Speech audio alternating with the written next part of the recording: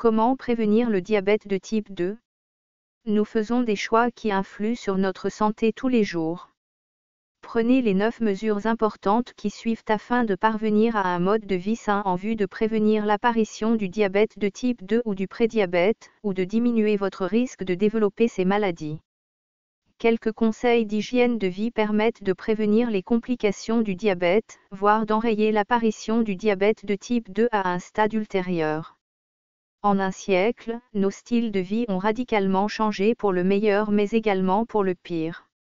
L'industrialisation s'est accompagnée de son lot de stress, de fast-food et de sédentarité, qui sont autant de facteurs de risque dans le développement du diabète de type 2 et de complications des diabètes de type 1 et 2.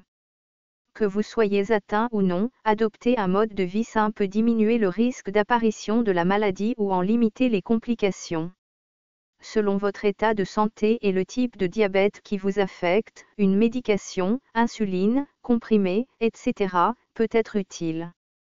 Toute personne atteinte de diabète peut aujourd'hui mener une vie normale en gérant au mieux sa condition, grâce à quelques ajustements au quotidien. 9 conseils pour éviter le diabète et ses complications. N'oubliez pas de vous abonner et d'activer la cloche de notification. 1. Adopter un régime alimentaire équilibré. Il n'existe pas à proprement parler de régime pour personnes diabétiques mais plutôt des conseils d'hygiène alimentaire profitables à tous. Grâce à une alimentation équilibrée, vous pourrez contrôler votre glycémie, taux de sucre dans le sang, mais également stabiliser votre poids et servir d'exemple à l'ensemble de votre entourage.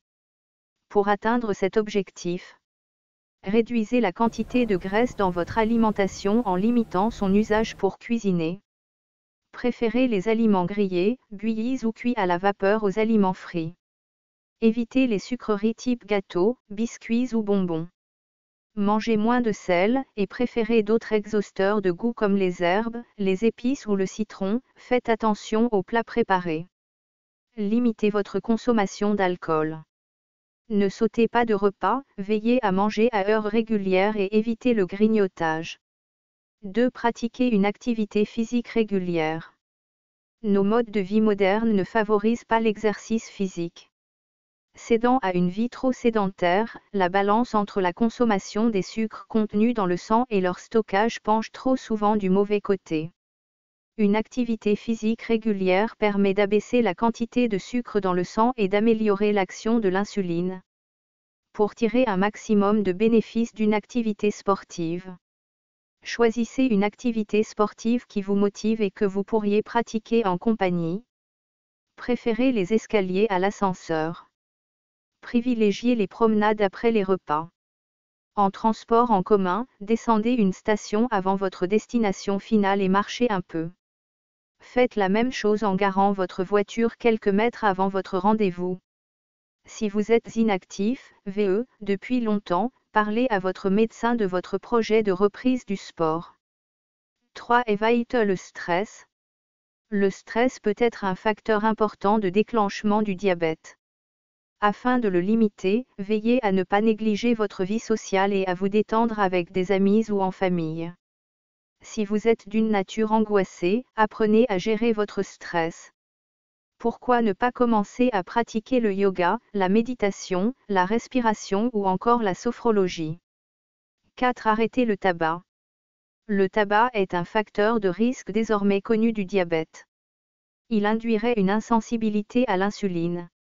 Ce sont probablement des mécanismes hormonaux. Le tabac a tendance à induire une sécrétion accrue de catécholamines au niveau des surrénales, or ces hormones ont un effet hyperglycémiant, explique le professeur Daniel Thomas, cardiologue. Il augmente également le risque de complications en cas de diabète. Il n'est jamais trop tard pour arrêter de fumer, il suffit de trouver la méthode qui vous correspond. 5. Surveiller son poids.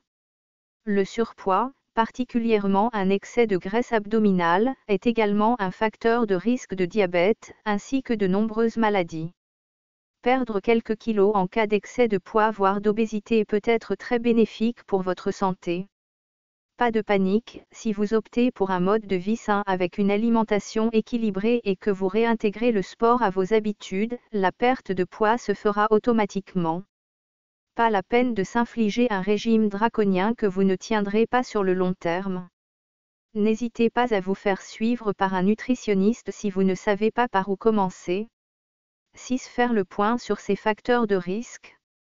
Certaines personnes sont plus à risque que d'autres.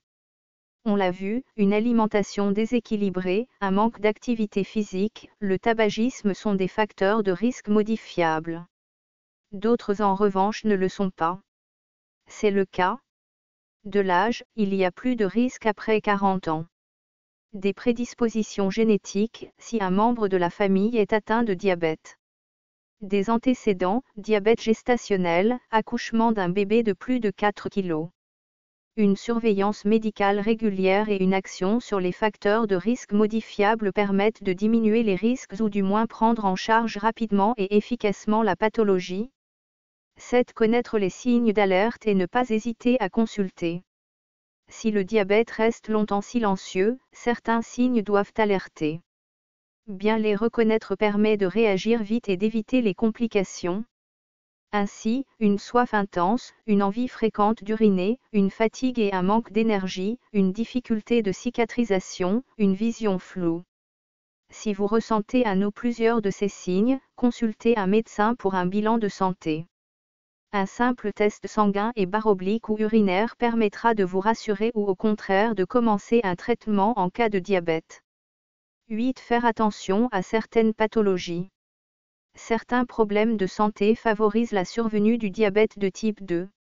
Il s'agit de l'hypertension artérielle, d'un taux élevé de cholestérol ou de triglycérides dans le sang. Si cela est votre cas, veillez à être bien suivi, par votre médecin et à rectifier le tir rapidement grâce aux traitements ou conseils d'hygiène de vie que l'on vous prescrira. 9. Être vigilante en cas de désir de grossesse. En France, près de 10% des femmes enceintes souffrent de diabète gestationnel et ce dernier augmente les risques de développer un diabète de type 2 par la suite. La prévention du diabète gestationnel se fait surtout en amont de la grossesse en adoptant un mode de vie sain et en pratiquant une activité physique. Certaines femmes sont néanmoins à risque, antécédents de diabète gestationnel ou antécédents familiaux de diabète, accouchement d'un bébé de plus de 4 kg, grossesse après 30 ans, elles doivent alors être dépistées à temps et suivies pour ce diabète afin d'éviter les complications pour la maman comme le fœtus. Si le diabète est installé, un bon suivi pour le stabiliser. Malgré ces précautions, il se peut que le diabète s'installe, il s'agira alors d'être suivi par des professionnels de santé adaptés, médecins traitants, diabétologues, infirmiers, diététiciens, afin de stabiliser la maladie, vivre pleinement et éviter les complications. Le diabète de type 1 ne peut pas être évité. Indispensable au contrôle de la glycémie, l'insuline est essentielle pour ce type de diabète. Lorsque le corps ne peut fabriquer cette hormone, les diabétiques ont besoin de plusieurs injections de substitution par jour. Les contrôles sanguins réguliers basés sur une autosurveillance permettent aux malades de contrôler leur glycémie et si nécessaire de s'injecter la dose adéquate d'insuline. Chez les diabétiques de type 2, la quantité d'insuline produite est trop faible et peut nécessiter dans près d'un tiers des cas des injections pendant une période donnée ou durant la totalité du traitement. Des conseils médicaux avisés permettront aux diabétiques de maîtriser cette maladie au long cours et de vivre normalement. Nous vous prions de ne pas garder cette vidéo pour vous seul. Partagez avec vos proches. Bref, tout le monde pour un monde meilleur. N'oubliez pas de vous abonner et d'activer la cloche de notification.